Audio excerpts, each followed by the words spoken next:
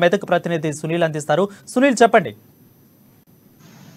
CM KCR గులాబీ boss ఇటీవలే assembly అభ్యర్థులకు సంబంధించి బీఆర్ఎస్ అభ్యర్థుల జాబితాను విడుదల చేసిన నేపథ్యంలో సంగారెడ్డి జిల్లాలోని 2 నియోజకవర్గాల్లో అసమ్మతి ఎక్కువగా ఉందని చెప్పవచ్చు. ముఖ్యంగా సంగారెడ్డి, అదేవిధంగా జహీరాబాద్ లో అభ్యర్థులను మార్చాలని చెప్పి కూడా బీఆర్ఎస్ లో టికెట్ ఆశించినటువంటి మెజారిటీ నేతలు డిమాండ్ చేస్తున్నటువంటి పరిస్థితి ఉంది. ఈ నేపథ్యంలో ఇటీవల కాంగ్రెస్ నుంచి బీఆర్ఎస్ లో చేరినటువంటి జహీరాబాద్ కు చెందినటువంటి కాంగ్రెస్ నాయకులు నరోత్తమ్ బీఆర్ఎస్ లో చేరారు. నేపథ్యంలో ఆయనకు టికెట్ వస్తుందని చెప్పి ఊహాగానాలు పెద్దగా జరిగాయి. అందుకే ఆయన పార్టీ మారని చెప్పి కూడా వార్తలు వచ్చిన నేపథ్యంలో ఆయనకు ఇవ్వకుండా సిట్టింగ్ ఎమ్మెల్యే ఉన్నటువంటి మాణిక్రావుకు టికెట్ కేటాయించారు సీఎం కేసీఆర్. ఈ నేపథ్యంలో ఆయన మళ్ళీ తిరిగి కాంగ్రెస్ గూటికి వెళ్తారనే సమాచారం మేరకు మంత్రి హరీష్ రావు హుటాహుటిన ఆయన నామినేట్ పదవిని కట్టబెట్టారు. ఈ నేపథ్యంలో ఇటీవల ఢిల్లీ వసంత్ కూడా ఆయన బీఆర్ఎస్ పార్టీ చేరినటువంటి పరిస్థితి. ఈ నేపథ్యంలో ఆయన కూడా టికెట్ రాకపోవడంతో ఆయన మరి పార్టీ మారుతారు, లేదంటే పార్టీ బీఆర్ఎస్ లోనే ఉంటారు అనేది కూడా ఒక చర్చ జరుగుతున్న నేపథ్యంలో సంగారెడ్డి నియోజకవర్గంలో అయితే ప్రస్తుతం మాజీ ఎమ్మెల్యేగా ఉన్నటువంటి చింతా ప్రభాకర్ కు టికెట్ కేటాయించారు. ఆయన టీఎస్హెచ్డిసి చైర్మన్ తో పాటు సంగారెడ్డి జిల్లా బీఆర్ఎస్ అధ్యక్షుడుగా కొనసాగుతున్నటువంటి పరిస్థితి ఉంది. ఈ నేపథ్యంలో ఆయన టికెట్ ఇవ్వద్దని చెప్పి కూడా మెదక్ జిల్లాకు చెందినటువంటి డిసిసి ఉపాధ్యక్షులు పట్నం మాణిక్యం కోరారు. ఆయనైతే అసమ్మతి సభలు ఇప్పటికే 3 సార్లు నిర్వహించినటువంటి పరిస్థితి. వైపు సదాశివపేట అంటే సంగారెడ్డి నియోజకవర్గంలోని సదాశివపేటకు చెందినటువంటి స్థానిక కౌన్సిలర్, అదేవిధంగా ముదిరాజ్ మహాసభకు చెందినటువంటి జిల్లా అధ్యక్షుడు పులిమామిడి రాజు అయితే టికెట్ కేటాయించకపోవడంతో ఆయన వేచి చూసే ధోరణి కొద్ది రోజులు ఉన్నప్పటికీ కూడా తప్పని పరిస్థితిలో తాను పార్టీ వీడుతున్నారని చెప్పి కూడా 2 రోజుల క్రితం ఆయన పార్టీకి రాజీనామా చేశారు. ఈ రోజు కిషన్ రెడ్డి సమక్షంలో ఆయన మరికొద్దిసేపట్లో బీజేపీ పార్టీలో చేరనున్నారు. మరోవైపు ఉమ్మడి మెదక్ జిల్లా డీసీపీ ఉపాధ్యక్షుడిగా ఉన్నటువంటి పట్నం మాణిక్యం ఎలాంటి నిర్ణయం తీసుకుంటారనేది మాత్రం వేచి చూడాల్సిన అంశం ఉంది. ఆయన కూడా పార్టీ మారుతారా, లేదంటే పార్టీలోనే ఉండి అసమ్మతి రాగాన్ని వినిపిస్తారా అని చెప్పి కూడా చెప్తున్నట్టు ఆలోచించాల్సిన పరిస్థితి ఉంది. మరోవైపు వీటన్నిటిని కూడా చెక్ పెట్టేందుకు సీఎం కేసీఆర్ మంత్రి హరీష్ రావుని రంగంలోకి దింపారు. వీరందరినీ కూడా బుజ్జగించే ప్రయత్నం చేస్తున్నారు. కానీ నామినేట్ పదవులు ఇచ్చిన నాయకులు మాత్రం పార్టీలో ఉంటున్నారు. నామినేట్ పదవులు కూడా దక్కకుండా టికెట్ కూడా దక్కనటువంటి నాయకులు మాత్రం ఇతర పార్టీలోకి వెళ్తున్నటువంటి పరిస్థితి. ఈ నేపథ్యంలో మంత్రి హరీష్ రావు మంత్రాంగం కూడా జిల్లాలో అసమ్మతిని చల్లార్చే ప్రయత్నం చేయలేకపోతుందని చెప్పి కూడా మనం గట్టిగా భావించేటటువంటి పరిస్థితి ఉంటుంది. రైట్ సునీల్, ఎక్కువగా చూసుకున్నట్లయితే అంటే ఒక రకంగా గవర్నమెంటే ఒక మెట్టు కిందకు దిగింది అంటే దీని ప్రభావం ఓవరాల్ గా అటు తుమ్మల అటు రాజకీయ వీళ్ళిద్దరికి టికెట్లు నిరాకరించింది ప్రభుత్వం. ఎక్కువగా తుమ్మల ప్రభావం అనేది పార్టీ మీద చాలా పడింది కాబట్టి నెక్స్ట్ ఉన్న టికెట్లు అందరం వాళ్ళకు కూడా బుజ్జగించే ప్రయత్నం చేస్తుంది. అంటే తుమ్మల ప్రభావం వీళ్ళ టికెట్లు రాజకీయ ప్రభావమే అనుకోవచ్చా?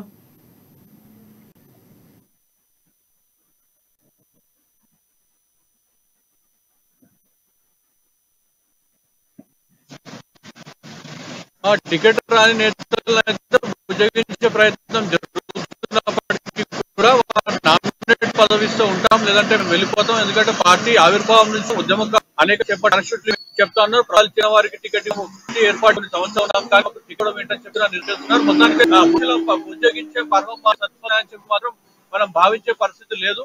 ఎందుకంటే అసమ్మతి నేతలు అయితే ఒక్కొక్కరిగా దారి పట్టి వారు కాంగ్రెస్ లో కానివ్వండి, బీజేపీలో కానివ్వండి చేరుతున్నారు తప్ప బీఆర్ఎస్ లో మాత్రం ఉండే పరిస్థితి లేదు. సునీల్ ఒక రకంగా చెప్పుకుంటే ప్రభుత్వానికి కూడా ఇది టికెట్లు ఇవ్వకపోవడం, ఈ ఆసేవకులు కూడా ఎక్కువైపోవడం, అదేవిధంగా టికెట్లు వీళ్ళకి నిరాకరించడం ఒక రకంగా ప్రభుత్వానికి ఇది మైనస్ అని చెప్పుకోవచ్చా? 2 నియోజకవర్గాలు ఇప్పుడు మనం మాట్లాడుకున్నట్టుగా సంగారెడ్డి జహీరాబాద్ నియోజకవర్గంలో అసమ్మతి నేతల ప్రభావం పెద్ద ఎత్తున ఉంటుందని చెప్పవచ్చు. ఎందుకంటే వారు స్థానిక నేతలుగా ఉన్నారు. ఉద్యమ కాలం నుంచి వాళ్ళు పార్టీని పట్టుకొని ఉన్నటువంటి పరిస్థితి ఉంది. కానీ వారందరికీ కూడా పెద్ద ఎత్తున అభిమానులు కూడా ఏర్పడ్డారు. వారందరూ కూడా ఖచ్చితంగా అసెంబ్లీలో మీరు అడుగు పెట్టాలని చెప్పి కూడా నాయకులు కోరుతున్నటువంటి పరిస్థితి. ఈ నేపథ్యం వారికి టికెట్ రాకపోవడంతో అయితే వారు ఒకంత అసహనం వ్యక్తం చేస్తూ ఇతర పార్టీలోకి వెళ్తున్నటువంటి పరిస్థితి. మరి కాసేపట్లో సంగారెడ్డిలో బీజేపీ రాష్ట్ర అధ్యక్షులు కేంద్ర మంత్రి కిషన్ రెడ్డి కూడా రానున్నారు. ఈ నేపథ్యంలో పులిమామిడి రాజు కూడా పార్టీని వీడి మరి కాసేపట్లో ఆయన బీజేపీ తీర్థం పుచ్చుకొనున్నారు. ఈ నేపథ్యంలో అయితే పెద్ద ఎత్తున బీఆర్ఎస్ పార్టీకి అయితే వచ్చే ఎన్నికల్లో ఓట్ల శాతం తగ్గే పరిస్థితి ఉందని చెప్పి మనం భావించవచ్చు.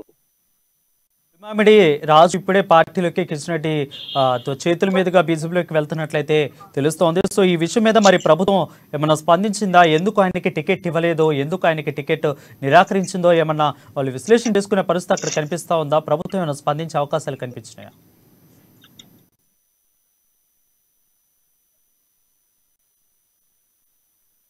మంత్రి హరీష్ రావు మాత్రం బుజ్జగించాల్సింది కూడా చెప్పారు. ఆయన చాలా నాయకులతో కూడా ఉమ్మతి నాయకులతో వారు వినే పరిస్థితి లేకపోయింది. కేవలం ఒక నాయకుడికి మాత్రం పదవి ఇచ్చారు. ఆదిలాబాద్ నియోజకవర్గం చెందిన ఇటీవల కాంగ్రెస్ పార్టీని వీడి బీఆర్ఎస్ లో చేరినటువంటి ఉమ్మతి నాయకుడు నరోత్తం కేబినెట్ నామడంతో వీటి మాత్రము రాకపోవడంతో కింద అసహనానికి గురై వారందరూ కూడా పార్టీని విడుతున్నటువంటి పరిస్థితి ఉంది.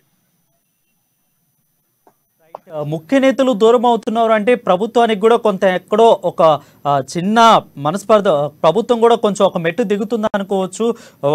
మళ్ళీ ఒకవేళ వీళ్ళు కానీ బుజ్జగించిన తర్వాత వీళ్ళు కానీ సమన్వయం కుదిరితే మళ్ళీ వాళ్ళకి టికెట్లు ఇచ్చే అవకాశాలు ఏమైనా కనిపిస్తున్నాయి ఆశావకులకి? అలాంటి పద్ధతి లేవు. మంత్రి హరీష్ రావు మాత్రం బుజ్జగించినటువంటి సమయంలో వారందరితో సమావేశమయ్యారు. అసమ్మతి నేతలు ఎవరైతే టికెట్ ఆశించి భంగపడ్డ నేతలతో మంత్రి హరీష్ రావు ఇప్పటికే 3 దఫాలుగా కూడా చర్చలు జరిపారు. ఆయన మాత్రం సీఎం కేసీఆర్ టికెట్ కేటాయించిన అభ్యర్థి గెలుపు కోసం మీరు అందరూ పనిచేయాలి, తిరిగి ప్రభుత్వం వచ్చాక మీరు అందరికీ మంచి పదవులు, నామినేట్ పదవులు ఇస్తామని చెప్పి కూడా మంత్రి హరీష్ రావు హామీ ఇచ్చారు. కానీ పార్టీ మరోసారి పునరాలోచిస్తుంది, అభ్యర్థిని మార్చే పరిస్థితి ఉందని మాత్రం మంత్రి హరీష్ రావు ఎక్కడ కూడా చెప్పనటువంటి పరిస్థితి. ఈ నేపథ్యంలో ఎట్టి పరిస్థితుల్లో అభ్యర్థి మార్పు అయితే ఉండదని చెప్పి కూడా మనం భావించవచ్చు.